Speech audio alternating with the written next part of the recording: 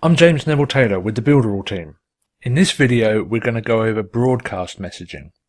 And broadcast messages are one-time messages that are sent out, unlike flows which can be triggered at any time.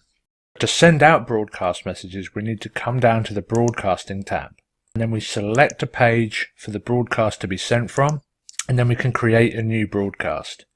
If you're not approved you won't be able to send broadcasts, and we go through getting approval in another video. To send a broadcast, create a new broadcast and name your broadcast. Once you've named your broadcast, you're going to be able to set up your steps and set up your messages. So the first step is what's going to be sent out first. You can add a message with text and buttons, with text, images and buttons, or add a message with media such as video or a file. You can also add a delay and add a user typing effect to make it look like there's a real person typing the message on the other end in between steps. I'm going to add a message with a button, and then I'm going to type my message. Here is my first message, and then make sure to save. I'm going to add a new button and then name my button. Next step. With the action you can open an external URL, you can open a phone number to call, you can go to a new step, you can start another flow, or you can subscribe to a page or unsubscribe from a page. But I'm going to click go to step, and I'm going to create a new step. And I can also add tags to or remove tags from subscribers when they click on this button.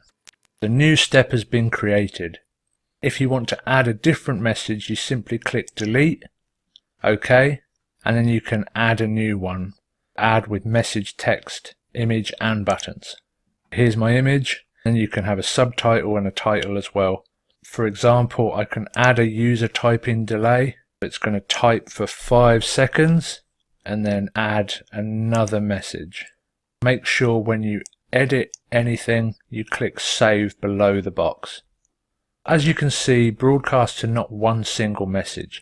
You can have multiple steps and multiple actions inside each step. Once you're happy with your broadcast and all the steps included, hit broadcast to send out your message to your subscribers. You can send your broadcast to everyone, or to a certain group, or to subscribers with certain tags. Then we can select the notification push type. We have regular, silent push and no push. Regular push sends out a normal push notification with both a notification and a sound. Silent push sends out a notification but with no sound, and no push doesn't send out a notification or a sound. And when you set up the targeting and notification type, click send now to begin sending your broadcast. You can also send a test to yourself if you want to check out all the steps and everything are set up exactly how you want it.